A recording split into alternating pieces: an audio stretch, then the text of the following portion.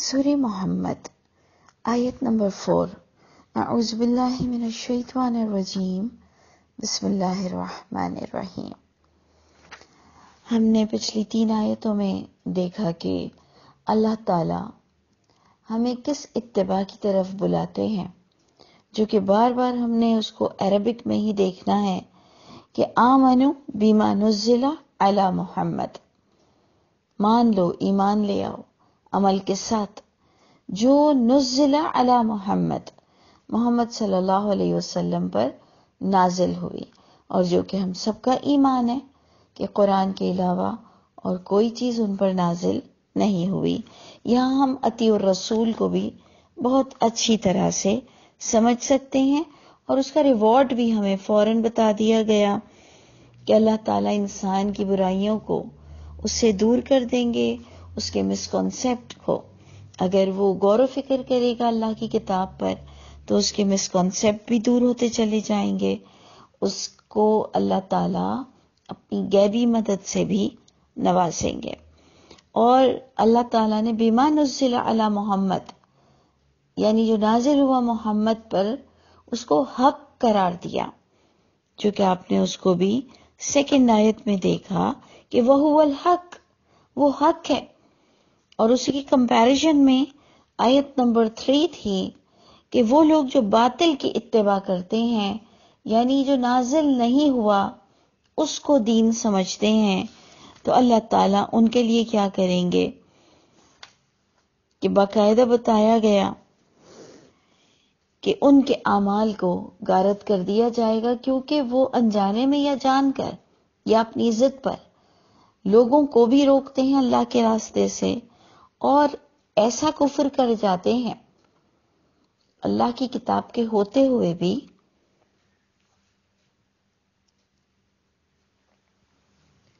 ایسا کفر ان سے ہو جاتا ہے جو کفر کی حد تک پہنچتا ہے، اور جس سے اعمال کا غارت ہونا بہت پاسبل ہے۔ اللہ تعالیٰ ہم سب کو غور و فکر کی توفیق عطا فرمائے کہ ہم ہر اس گناہ سے بچ سکیں کہ ہماری نیکیاں ضائع نہ ہو جائیں۔ اب آیت نمبر جو 4 ہے اس کو آپ بہت غور سے دیکھیے گا کہ حق کتنا اثر انداز ہوتا ہے انسان پر۔ یعنی اللہ کی کتاب جب پچھلے صحابہ کرام نے محمد صلی اللہ علیہ وسلم کے زمانے میں جب انہوں نے اپنی کتاب سے توریت اور انجیل اور زبور سے اس کو تصدیق کیا ہوگا، تو وہ طاقت انہیں ملی ہوگی اس قرآن کو سننے سے کہ یہ لوگ میدان جنگ میں رسول اللہ صلی اللہ علیہ وسلم کی مدد کے لیے اتر پڑے۔ کون ہے جو اپنی جان کا نذرانہ کب دیتا ہے؟ جب اس کو کسی بات پر ایمان آ جاتا ہے کہ یہ حق ہے۔ صرف یہ بات سوچنے کی ہے کہ ایسی کون سی محبت ہے، ایسی کون سا درس اور بیان اور ایسی کون سی پرسنالٹی ہے جس کے لیے بندہ میدان جنگ میں اتر جائے، تو وہ صرف اور صرف حقیقت کو جاننے سے بندہ اس حد تک آ جاتا ہے کہ اس کو اپنی جان کی بھی پرواہ نہیں رہتی، جو کہ جان ہمارے لیے بہت عزیز ہوتی ہے۔ تو آپ دیکھیں کہ صحابہ کرام نے اپنے دور میں اللہ کے نبی کا ساتھ دینے کے لیے کیسے میدان جنگ میں اترے، اور وہ کیوں ہوا؟ کیونکہ انہوں نے حق کو، اس قرآن مجید کو اپنی پچھلی کتاب سے تصدیق کی۔ اس کے لیے ٹائم ہونا چاہیے، اس کے لیے انٹرسٹ ہونا چاہیے، اس کے لیے وقت نکالنا پڑے گا۔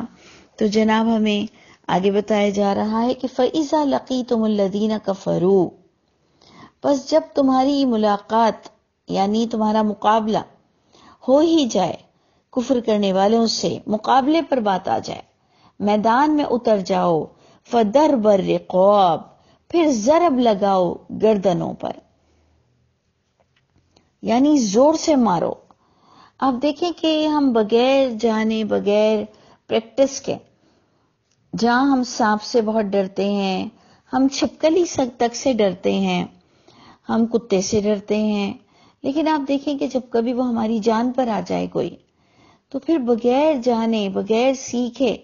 ہم اس پر وار کرتے ہیں،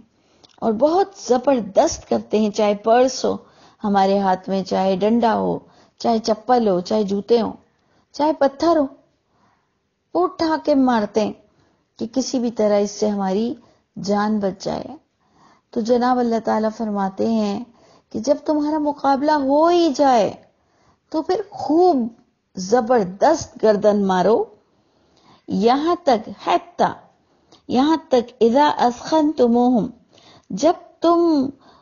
پوری طرح سے خون ریزی کر دو، یعنی جب تک کہ سامنے والا تم پر وار کرتا جائے اور تم اس سے نمٹتے جاؤ. دیکھیں اس میں باقاعدہ بہت غور طلب بات یہ ہے کہ آج جو ہم بیٹھے بٹھائے لوگوں پر بوم بلاسٹ کر دیتے ہیں،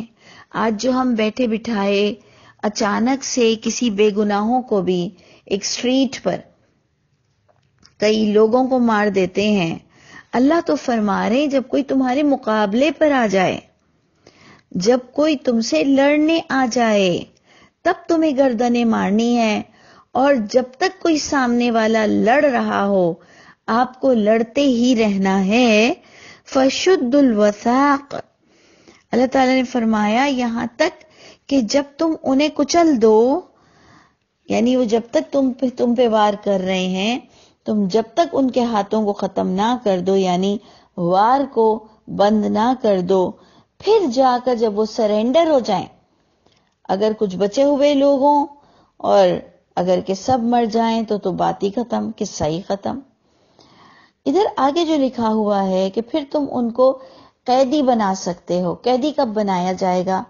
جو میں نے سمجھا ہے کہ جب سامنے والا سرینڈر ہو کر ہینڈز اپ کر لیتا ہے اور اپنے ویپنز رکھ دیتا ہے، یعنی جب تک کوئی آپ سے ویپنز کی لڑائی کر رہا ہے، آپ کے ساتھ لڑ رہا ہے، تو آپ کو اس سے لڑتے ہی رہنا ہے. کب؟ جب مقابلے پر آ جاؤ، نہ کہ بیٹھے بٹھائے انوسنٹ کو، چاہے کہ وہ کافر ہو، چاہے کہ کوئی کافر ہو، اگر وہ انوسنٹ ہے، مطلب وہ آپ کی زندگی میں کوئی دخل اندازی نہیں کر رہا، آپ کو اللہ کے راستے سے کوئی نہیں روک رہا، وہ اگر بے دینی پر بھی ہے، وہ اگر ایون محمد صلی اللہ علیہ وسلم کو بھی ایز اے رسول نہیں مان رہا ہے، لیکن وہ آپ سے مقابلہ نہیں کر رہا، وہ اپنی طرف خاموش پیسفل بیٹھا ہے، تو مجھے قرآن سے کبھی نظر نہیں آیا کہ آپ اسے بھی مار ڈالیں. تو ادھر بات ہو رہی ہے کہ جب وہ کوئی تمہارے مقابلے پر آ جائے تو پھر گردنیں مارو، یہاں تک کہ جب خوب خون ریزی ہو جائے، جب سامنے والا تم سے لڑتا ہی رہے، اور پھر اس کے بعد جب وہ سرینڈر ہو جائے، فشد الوثاق، پھر تم کو شدید اس کو قید میں اپنی لے لینا ہے، مضبوط باندھ دینا ہے ان قیدیوں کو. اس کے بعد امیر وقت اور جو آتھورائز ہوں گے، جو کہ اس زمانے میں جو کسی بھی دور میں امیر وقت ہوں گے، فَإِمَّا مَنًّا بَعْدُ، پھر وہ فیصلہ کریں گے کہ چاہے کہ ان پر احسان کر کر انہیں یوں ہی چھوڑ دیا جائے،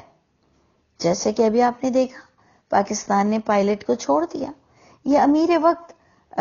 ڈیسائیڈ کرے گا، یہ ایڈمنسٹریٹر ڈیسائیڈ کرے گا کہ اس کو کیا کرنا ہے. بس وہ یا تو اب بطور احسان چھوڑ دے گا، وَإِمَّا فِدَاءً، یا وہ چاہے گا تو پینلٹی لگائے گا، فدیہ لے گا، پیسے لے گا. حتیٰ، لیکن یہ سب کب ہوگا؟ حتیٰ، یہاں تک کہ تدع الحرب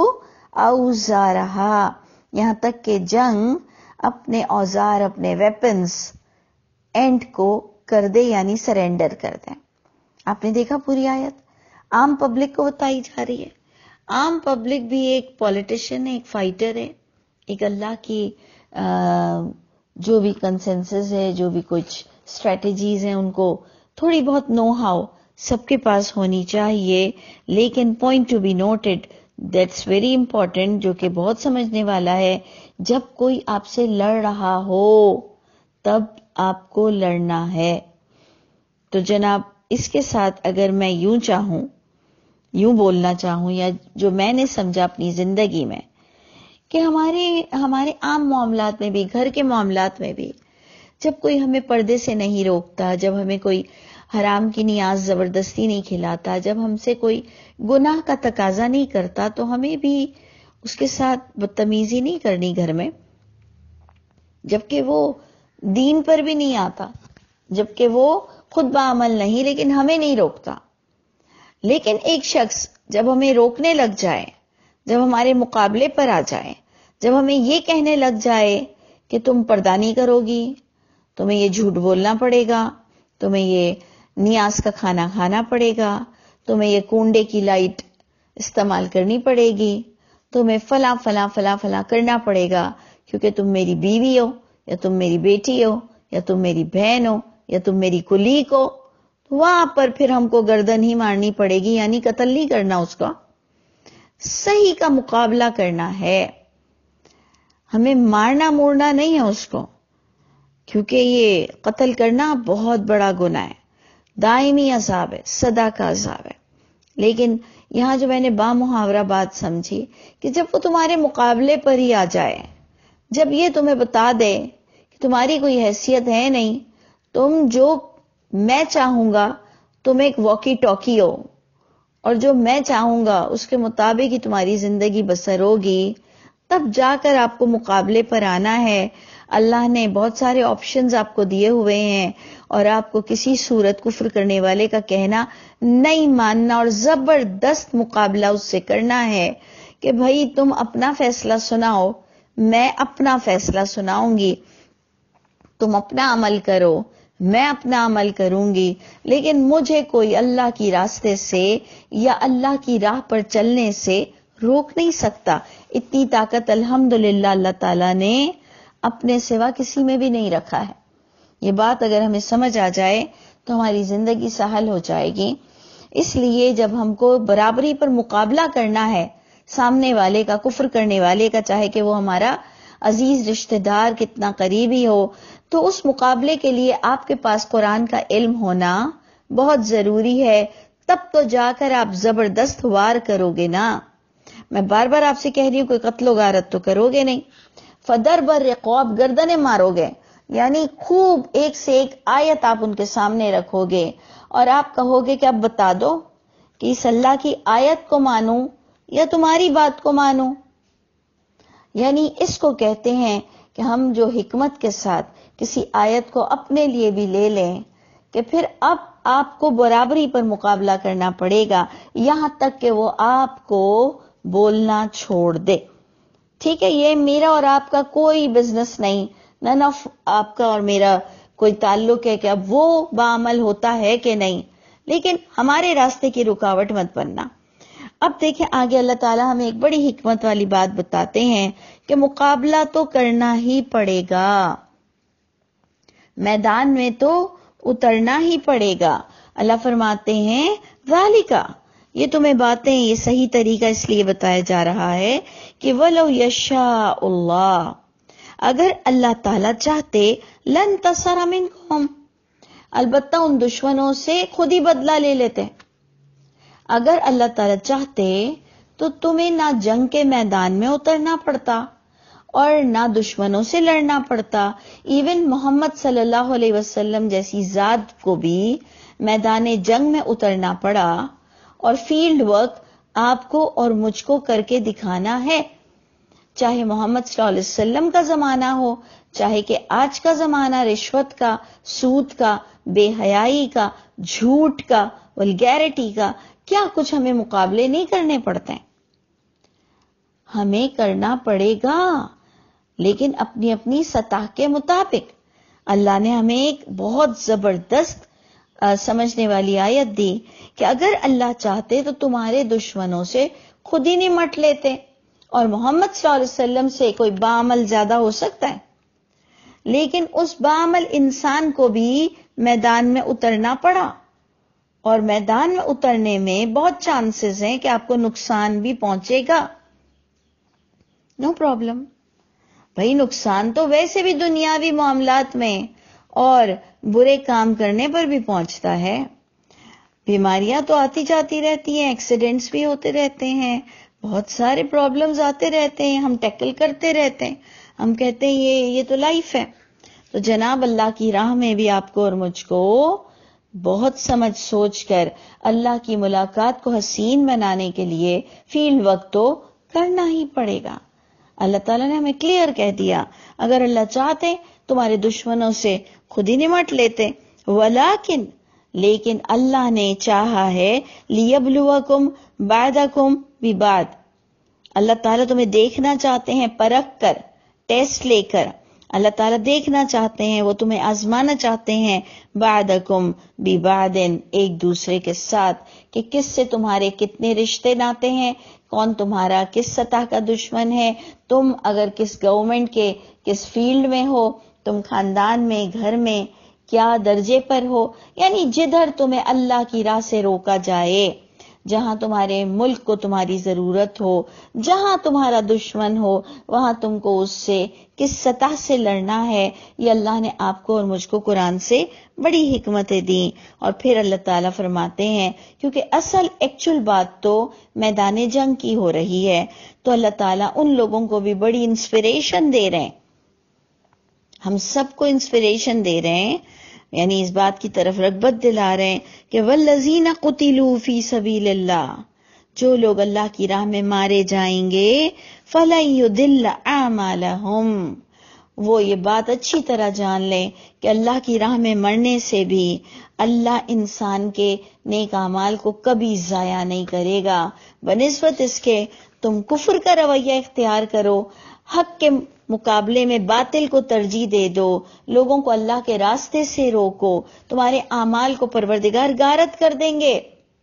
تمہاری بڑی بڑی نیکیوں کو، مسجدوں کے بنانے کو، حجیں پڑھنے کو، تہجد اور روزے رکھنے تک کو اللہ تعالیٰ